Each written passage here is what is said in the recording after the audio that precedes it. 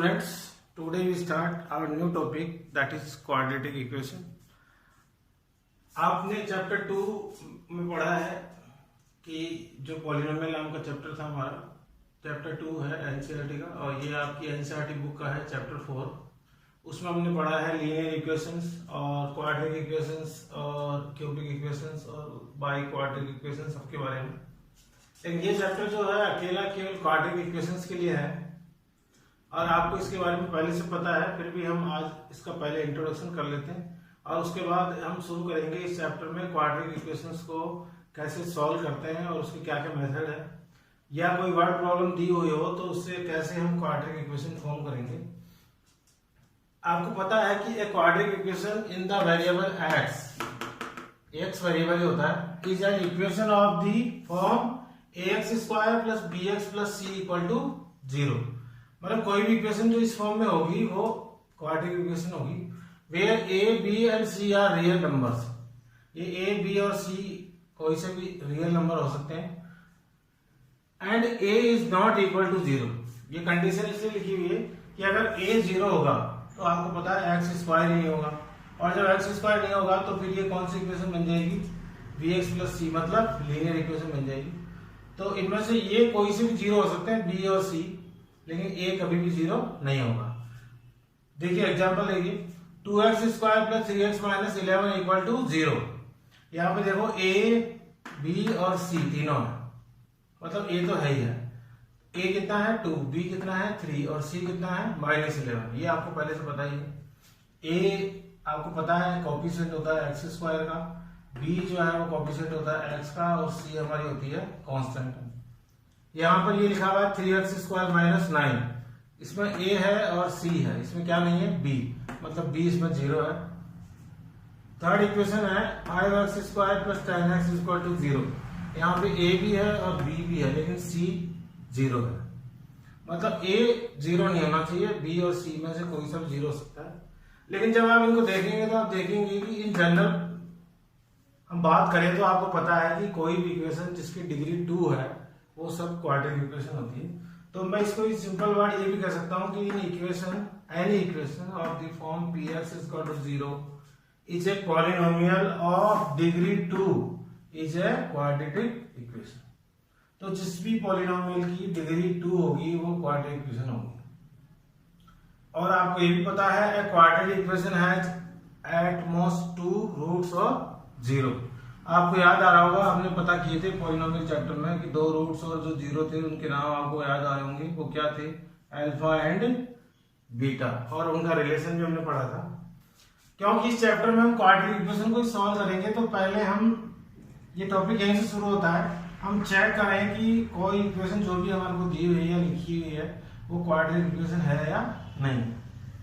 तो सबसे पहले मैंने 2 एग्जाम्पल लिए हैं जिनके थ्रू हम चेक करेंगे क्वाड्रेटिक कैसे पता लगेगा। जब मैं इन दोनों को सॉल्व करूंगा, करेक्ट फॉर्म में कन्वर्ट करूंगा, सॉल्व करने का मतलब, सॉल्व तो बाद में होंगे, पहले इनको करेक्ट फॉर्म में चेंज करूंगा। मतलब करेक्ट फॉर्म मतलब ax square plus bx plus c equal to 0। अगर ये इस फॉर्म में आ जाती है तो ये क्वाड्रेटिक इक्वेशन है, वरना नहीं। चलो इसी को हम सॉल्व करते हैं पहले। अब आपको पता है x माइनस 2 का होल स्क्वायर है, तो ये कैसे सॉल्व होता है, ये सॉल्व होगा a minus b whole square वाली आइडेंटिटी से पहले, और है a minus b whole square is equal to होता है a square minus 2ab plus b square. उसके बाद प्लस 1 है और फिर इक्वल टू में 2x प्लस 3। चलो हम इसको इस फॉर्म में खोल के जरा सॉल्व करते हैं। तो ये x माइनस 2 का whole square it becomes x square minus 4x plus 4 and plus 1। ये जो पूरा है तो इसका फॉर्म है x square minus 4x plus 4। उसके बाद हो गया प्लस 1 इक्वल टू में हो गया 2x प्लस 3। अब सब वैल्यूज को इधर ट्रांसफर करते हैं इक्वल टू 0 में कन्वर्ट करने के लिए। तो x square minus 4x plus 4 and plus 1 equal becomes plus 5, 2x becomes minus 2x plus 3 is becomes minus 3 और equal to 0। Now when we solve by like terms, तो x square minus 4x minus 2x becomes minus 6x plus 3 and minus 3 becomes plus 2 equal to 0। अब आप देखिए जब हमने इसको check किया तो it becomes x square minus 6x plus 2 equal to 0। और आपको पता लग गया होगा कि जो ये इक्वेशन बनी है उसकी डिग्री क्या है, it has the degree 2। It means ये कौन सी इक्वेशन है, क्वाड्रेटिक इक्वेशन। नाउ अब हम इसको सॉल्व कर सकते हैं किसी भी मेथड से, जो हम फर्दर इसके बाद पढ़ेंगे। नाउ नेक्स्ट वन चेक करते हैं, x multiply with x plus 1 plus 8 equal to x plus 2 and x minus 2।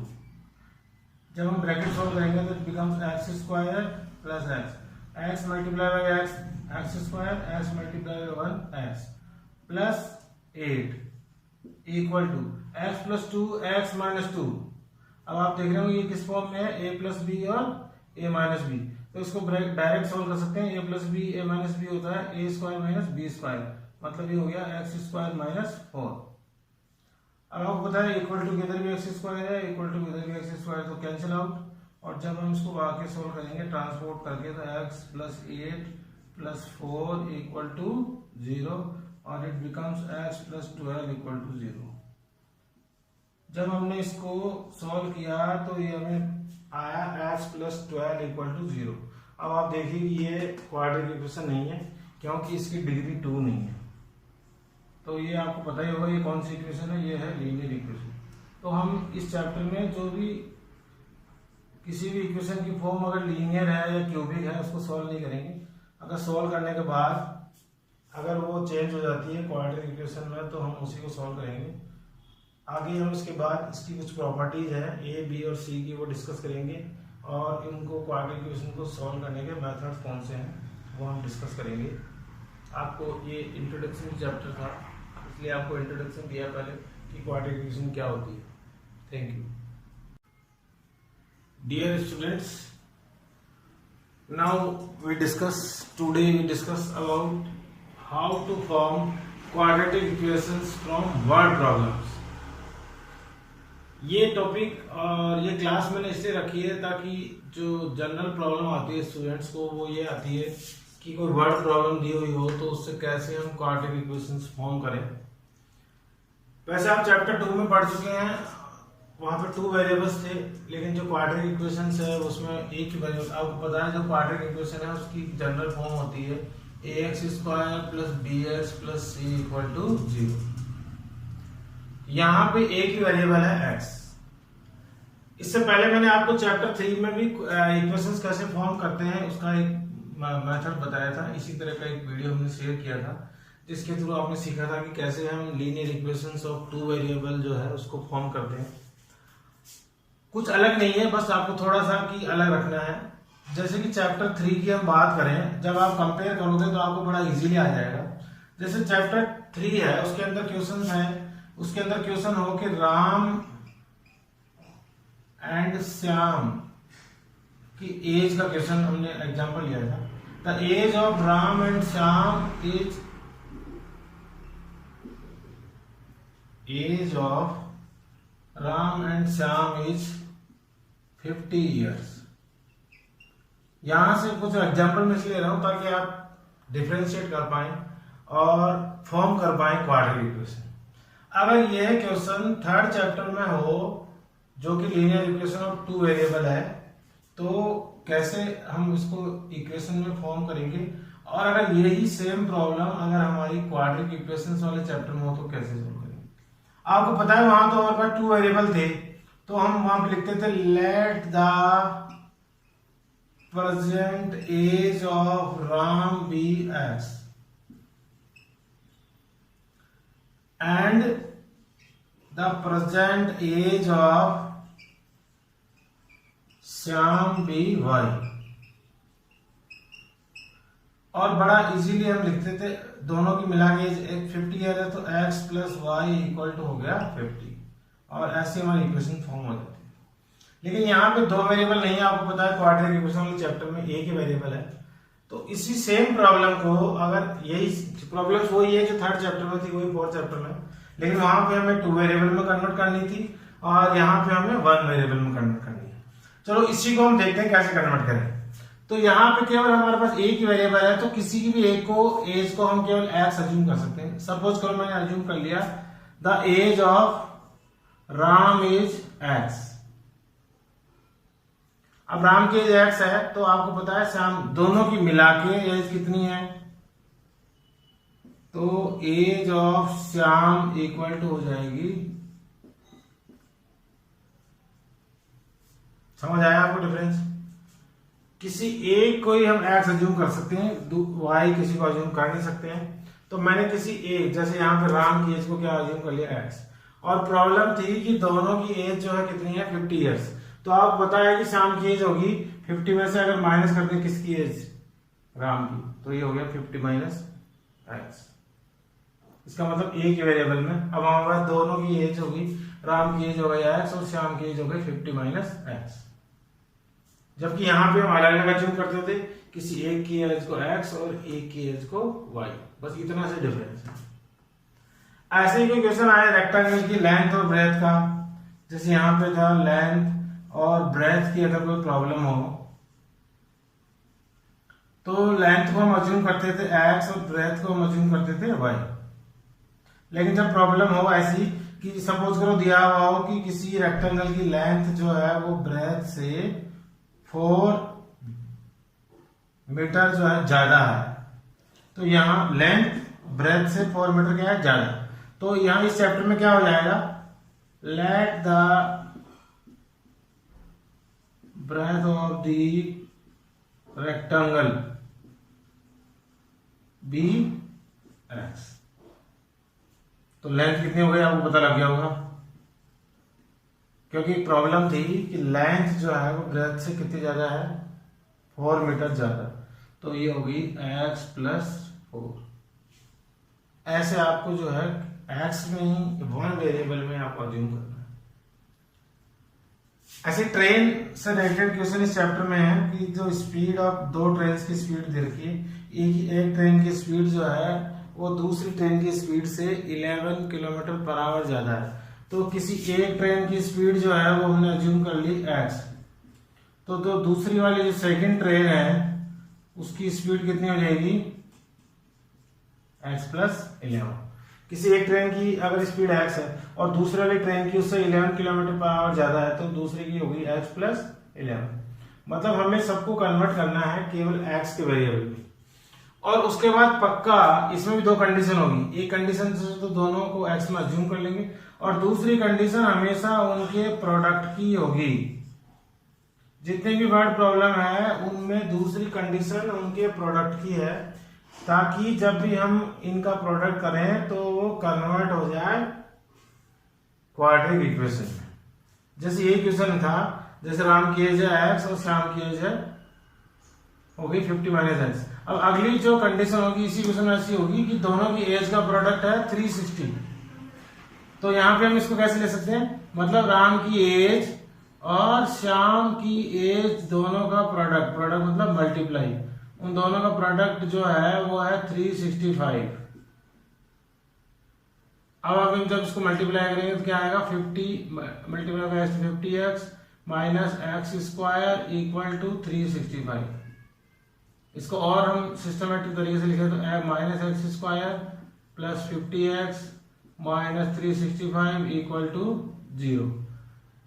अभी माइनस जो है स्टार्टिंग में है, अगर हम इसको रिमूव करें और तो सबको किससे मल्टीप्लाई करना पड़ेगा, माइनस से, तो ये हो जाएगी x square minus 50x plus 365 equal to 0। और ऐसा करते ही जो भी वर्ड प्रॉब्लम थी वो कन्वर्ट हो गई क्वाड्रेटिक इक्वेशन। आप देख लीजिए इसकी डिग्री 2 है, तो बस ज्यादा डिफरेंस नहीं है। वहां पे हम दोनों को x और y में अज्यूम करते थे, यहाँ पे हमें अज्यूम करना है ओनली और ओनली x में। और उसके बाद यहाँ पे भी दो कंडीशन थी तो दो इक्वेशन बन जाती थी। यहाँ पे दूसरी कंडीशन हमेशा किसकी होगी, उनके प्रोडक्ट की, ताकि यहाँ पे क्या बन जाए क्वाड्रेटिक इक्वेशन।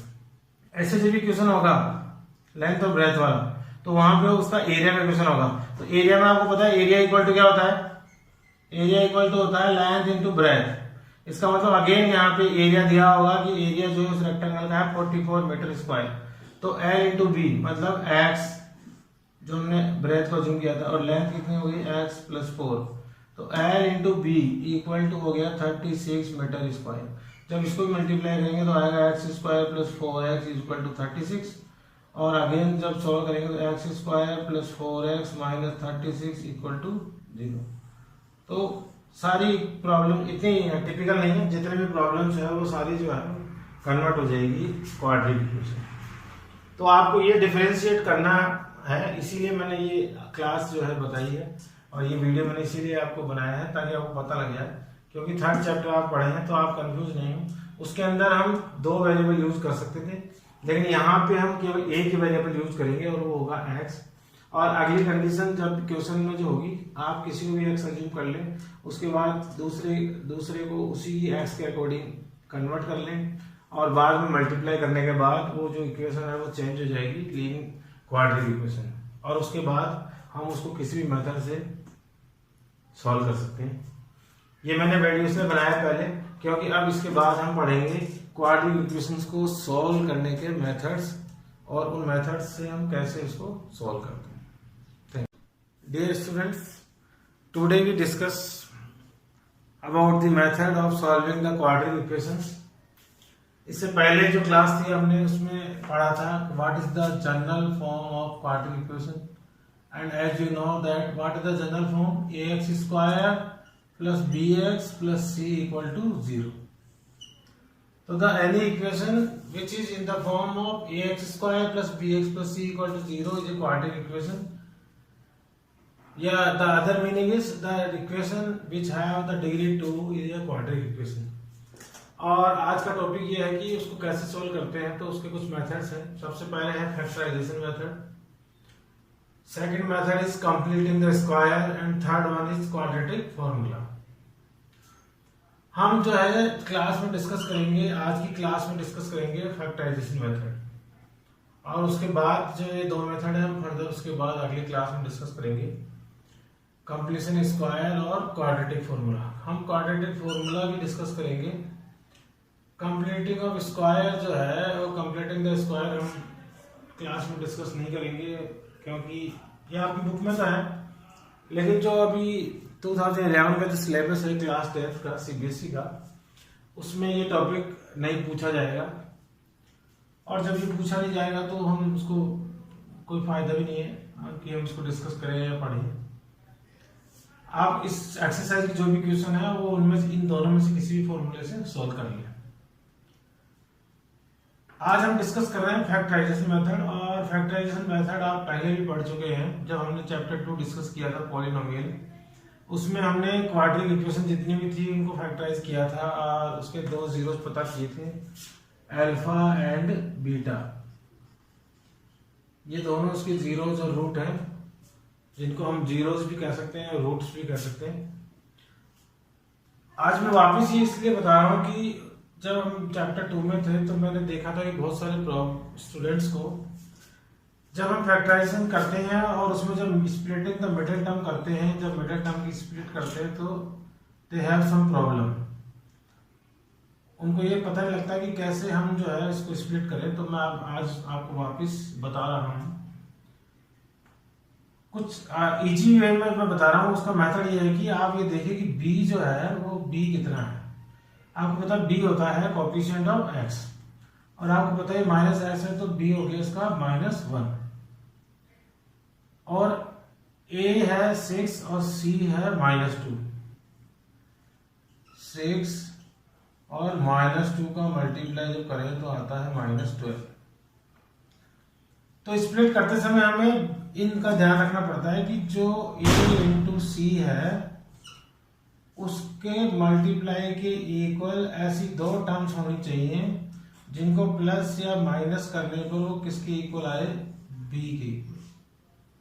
और जो b है वो है हमारा -1। तो अब हम देखते हैं कि ऐसे कौन से 2 नंबर है जिनको मल्टीप्लाई करने पर -12 आएगा और ऐड करने पर -1 आएगा।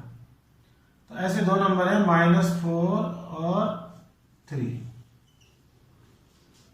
When we add -4 plus 3, it becomes -1.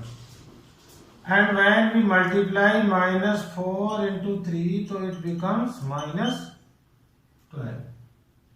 तो आपको जब भी स्प्लिट करें तो इन पेयर्स का ध्यान रखना है कि वो जो 2 पेयर बनाए हमने स्प्लिट करने के लिए, जो नंबर्स चूज किए हैं वो ऐसे हों कि जिनको प्लस करो तो किसके इक्वल आए, बी के इक्वल, और उनको मल्टीप्लाई करें तो वो किसके इक्वल आए, ए इंटू सी के इक्वल। साइन का भी आपको ध्यान रखना है, ये माइनस का है, दोनों माइनस के, तो माइनस के आना चाहिए। तो ऐसे करने पर हमें दो फैक्टर पता लग गए, -4 और 3 जो है उसके दो टर्म्स हैं, उनको हम यहाँ पे यूज करके इसको स्प्लिट कर लेंगे। Now it becomes 6x² - 4x + 3x - 2 = 0। Now factorise, तो फैक्टराइज के लिए common is 2x, it becomes 3x - 2। What is the common in this, common is 1 and it becomes 3x - 2 = 0। अब इसके जो दो फैक्टर है वो आ गए 3x - 2 और 3x + 1। 3x - 2 और दूसरा फैक्टर आ गया 2x + 1। आपको बताया दो फैक्टर है, दोनों फैक्टर से दो जीरो पता हो जाएंगे, तो दो जीरो पता करते हैं। 3x - 2 = 0 से एक जीरो पता हो जाएगा, और 2x + 1 = 0 से दूसरा। तो नाउ इट बिकम्स 3x = 2 और x = 2/3। जब हम इसको सोल्व करेंगे तो इट बिकम्स 2x = -1 और x = हो गया -1/2। तो आप देखिए कि ये दो इसके जीरो पता हो गए, एक तो हो गया 2/3 और दूसरा है -1/2। क्वाड्रेटिक इक्वेशन है जिसकी डिग्री 2 है, डिग्री 2 हैज 2 फैक्टर्स और दो फैक्टर्स कन्वर्ट हो गए, तो इसके दो जीरो और दो रूट्स में। हमने इस तरह से इसके जीरो और रूट्स पता कर लिए। एक और एग्जांपल लेते हैं, 3x² - 2 √6x + 2। ये एग्जांपल इसलिए लिया है कि इसमें रूट का नंबर है, तो आप इसको भी थोड़ा समझ लें। अब ये भी मैंने आपको समझाया था कि ये जो नंबर है वो -2 √6 आना चाहिए प्लस करने पर, और मल्टीप्लाई करने पर आना चाहिए। अब यहाँ पे देखिए आप, प्लस करने पर तो आना चाहिए -2 √6 और मल्टीप्लाई करने पर आना चाहिए 3 × 2 = 6। मतलब प्लस करने पर तो -2 √6 आना चाहिए और मल्टीप्लाई करने पर प्लस का 6 आना। ये नंबर तो माइनस का है और ये प्लस का है। तो आपको पता है कोई भी नंबर मल्टीप्लाई करने पर प्लस का जब भी आता है जब दोनों नंबर क्या हो, या तो पॉजिटिव हो या फिर दोनों क्या हो, नेगेटिव। लेकिन अगर दोनों पॉजिटिव लेंगे तो प्लस करने पर नेगेटिव नहीं बनेगा, इसलिए ऐसे दो नंबर कौन से इसको देख के पता लग जाता है। इसका मतलब इसके दो फैक्टर ऐसे हैं जो दोनों ही क्या है, नेगेटिव, ताकि उनको मल्टीप्लाई करें तो पॉजिटिव 6 बन जाएगा और ऐड करें तो माइनस के 2 √ 6 बन जाएंगे। तो ऐसे दो नंबर हैं √6 -√6 into -√6। When we multiply it तो it becomes 6। तो हमें इसको स्प्लिट करने के लिए दो टर्म्स मिल रही है, -6 और -√6। Now we convert it to 3x² - √6x -√6x + 2 = 0। अब आप यहाँ पे देखिए, यहाँ पे इनमें जो कॉमन फैक्टर हो क्या आएगा, ये 3 है और ये √6 है। तो आपको पता है ये 3 जो है उसका कॉमन, इन दोनों में जो कॉमन फैक्टर है वो √3x है। When √3x is divided by 3x तो it becomes √3x और it becomes √2। Now what is the common factor? Common factor is -2 and become √3x -√2 = 0। Now the two factors are √3x -√2 or another factor is also same √3x -√2 = 0। इसका मतलब ये equation ऐसी है जिसके दोनों equal roots होंगे, दोनों रूट इक्वल होंगे। तब now we find out the zero और root equal to 0 and second one is also √3x + √2 = 0। Now it becomes √3x is equal to √2 and now x is equal to √2/3। Both are in the root, so √2/3। Same √3x is equal to -√2, sorry it's -√2, so it's √2। Now x is equal to √2/3। √3 और √2/3। तो ये दो roots और दो zeros पता हो गए, दोनों इक्वल रूट्स हैं। तो रूट्स इक्वल भी हो सकते हैं, ऐसी कोई प्रॉब्लम नहीं है। लेकिन जो सॉल्व करने का मेथड है जो हमने आज डिस्कस किया, ये जो मेथड है जिसके थ्रू मैंने अभी आपको एक्सप्लेन किया 2 एग्जांपल्स के साथ, वो कौन सा मेथड है? Factorisation method.